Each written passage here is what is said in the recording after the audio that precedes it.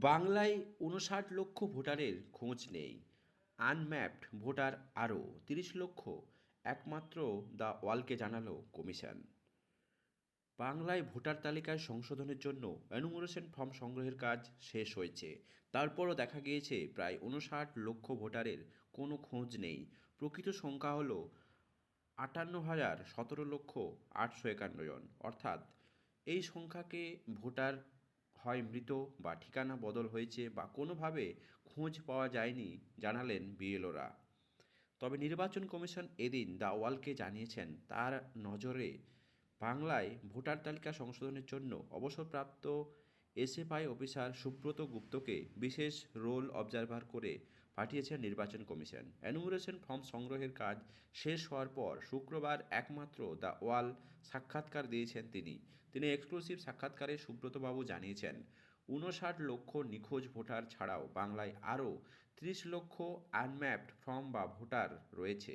অর্থাৎ সুব্রতবাবুর কথায় থেকে স্পষ্ট বোঝা যাচ্ছে বর্তমান ভোটার তালিকা থেকে ৬০ লক্ষ অনেক বেশি ভোটারের নাম বাদ যেতে পারে। সেই সংখ্যা ৮০ লক্ষ ছুঁয়ে ফেললেও অবাক হওয়ার কিছু নেই। দ্য ওয়াল আরও বলেছেন এদিন special role observer Subrata Gupta the ওয়ালকে দেওয়া সাক্ষাৎকারে যেসব তথ্য জানিয়েছেন তা যার পর নয় গুরুত্বপূর্ণ। শুধু তাই নয়, সব তথ্য আগামী দিন রাজ্য রাজনীতিতে আন্দোলিত করে তুলতে পারে। স্পেশাল অবজারভার সুব্রত দাশগুপ্তের এদিন গুরুতর সোজাসুজি স্পষ্ট কথায় জানতে চায় তাকে প্রশ্ন করা হয় ৫৯ লক্ষ ভোটার নিখোঁজ ভোটার তালিকা থেকে কি কিছু সংখ্যক ভোটারের নাম বাদ যাবে নাকি শুনানির পর সংখ্যাটা আরও বাড়তে পারে। জবাবে সুব্রতবাবু বলেন সংখ্যাটা আরও বাড়তে পারে, কারণ ৩০ লক্ষ আনম্যাপড ফর্ম রয়েছে। অর্থাৎ ২০০২ সালে ভোটার তালিকার সঙ্গে এই ৩০ লক্ষ ভোটারের কোনো সম্পর্ক দেখাতে পারেননি। তার বাবা মা, দাদু দিদা, ঠাকুমা ঠাকুরদা বা ভাই কারও নাম ২০০২ সালের ভোটার তালিকায় থাকা উচিত। তিনি এই রাজ্যের ভোটার হলে অবশ্যই তা থাকা উচিত, কিন্তু তারা তা দেখাতে পারেননি। সুব্রত বাবু অবশ্যই স্বীকার করেন বাংলায় ভোটার তালিকায় নিবিড় সংশোধনের কাজ কিছুটা কঠিন ছিল, কারণ ২০০২ সালের ভোটার তালিকা বা ইলেকটোরাল রোল ছিল ম্যানুয়াল। সেটা ডিজিটাইজ করতে হয় এবং যেহেতু এতে প্রযুক্তি ব্যবহার করা হয়েছে তার ফলে সামান্য কিছু ত্রুটি ডিজিটাইজ রোল থেকে গেছে। সুব্রতবাবু বলেন এটা হতেই পারে ডিজিটাইজ করতে গিয়ে কিছু প্রযুক্তিগত ভুল হয়েছে। ২০০২ সালে রোল কারো এক নাম ছিল, সেটা অন্য নাম হয়ে গেছে। এই ভুলের দায়িত্ব ভোটারের নয়।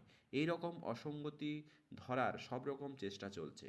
কমিশন এও চেষ্টা করবে এই ত্রুটিগত সমস্যার জন্য যাদের ফর্ম আনম্যাপড দেখাচ্ছে তাদের যেন হিয়ারিং বা শুনানির উপস্থিত হতে দেওয়া হয়।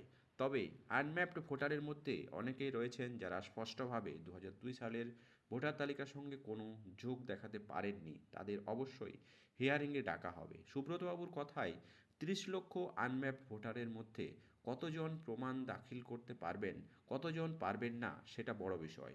সেই সংখ্যাটি হিয়ারিংয়ের আগে স্পষ্ট করে বলা সম্ভব নয়। এই ব্যাপারে কোনো আন্দাজ বা অনুমতি করতেও রাজি নন সুব্রতবাবু। তবে তিনি আনম্যাপড ফর্মের ব্যাপারে যেসব উদাহরণ দিয়েছেন তা বোঝা যাচ্ছে ৩০ লক্ষ ভোটারের মধ্যে একটা বড় সংখ্যক ভোটারের নাম শুনানির পর চূড়ান্ত তালিকার থেকেও বাদ যেতে পারে। আনম্যাপড ফর্ম বা ভোটারের বয়স। আনম্যাপড ভোটারের ক্ষেত্রে আরও একটা বিশেষ বৈশিষ্ট্য দেখা গেছে। সুব্রতবাবু উদাহরণ দিয়ে বলেন ভোটারের বয়স যখন ৪৫ তখন ২০০২ সালে তার বয়স ২৩ বছর ছিল। তখন ভোটার তালিকায় কেন তার নাম ওঠেনি সেটাও প্রশ্ন। হিয়ারিংয়ের সময় সেই প্রশ্নের উত্তর দিতে হবে ভোটারকে। পশ্চিমবঙ্গ ক্যাডারের এসএফআই অফিসার হিসাবে বাংলায় প্রায় ৩৫ বছর কাজ করেছেন সুব্রতবাবু। বর্ধমান ও জলপাইগুড়ি জেলার জেলাশাসক ছিলেন তিনি। পরে গুরুত্বপূর্ণ সব দপ্তরের সচিব পদের দায়িত্ব সামলেছেন। এদিন সাক্ষাৎকারে তিনি বলেন তিনি বাংলার ভোটার। তিনি মন থেকে জানেন যে তিনি এই রাজ্যেরই ভোটার, তার কোনো ভয় নেই। তবে যারা এ রাজ্যের ভোটার নন অথচ ভোটার তালিকায় নাম রয়ে গেছে তাদের ভয় পাওয়ার কারণ আছে। পরীক্ষা নিরীক্ষার যদি ধরা পড়েন তারা ভোটার নন তাহলে বিপদ বাড়তে পারে, কারণ দেশের আইন তো আছে। যিনি ভারতের নাগরিক নন তাদের নাম ভোটার তালিকায় থাকতে পারে না। বাংলার ভোটারের উদ্দেশ্যে সুব্রতবাবু এও বলেন সবাইকেই নিশ্চিত করতে চায় কাজটা পেশাদারিভাবে করছি এবং পেশাদারভাবেই করব। দর্শক, বাংলায় এসআইআর শেষ হলেও এসআইআরের মধ্যে এই 60 লক্ষ নাম বাদ হওয়ার একটা প্রবল আশঙ্কা রয়েছে।